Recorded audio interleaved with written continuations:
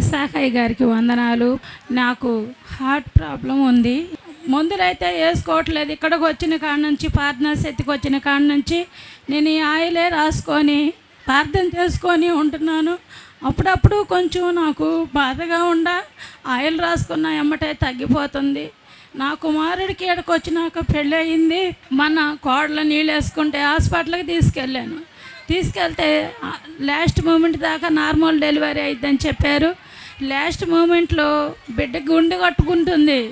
150 కట్టుకున్నది 70కి 60కి pulse rate పడిపోతుంది. బాబుకి కడుపులో ఉండే బాబుకి పడిపోతుంటే యేసయ్య నేనైతే ఏం చేయగలను, నీ కృపను దయచేయ. అందరు ఇసాకయ్య గారు ప్రార్థనలు చెప్తున్నారు, సాక్ష్యాలు చెప్తున్నారు. నేను కూడా చెప్పాలి. నా కోళ్ళ పట్ల, నా బిడ్డల పట్ల, నా మనవడి పట్ల మంచిగా ప్రభా నాయన మేలులు చేయమని నేను ప్రార్థించుకొని ఆయిల్ తీసుకెళ్ళి కడుపు మీద వేసి బిడ్డకు ప్రార్థించి, అయ్యా ఆమె లాస్ట్ మూమెంట్లో ఏం చెప్పిందంటే, బిడ్డ మలం తింటుందయ్యా, అయ్యా కష్టంగా ఉంది, బిడ్డ అయితే చెప్పలేము, ఆపరేషన్ అయితే చెయ్యాలని చెప్పారు.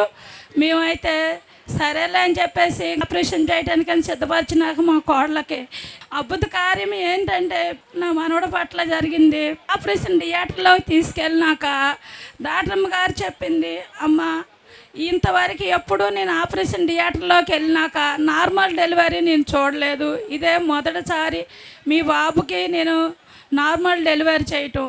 దేవునికి వందనాలు. ఈ చిన్న సాక్ష్యాన్ని దేవుడు దీవించును గాక.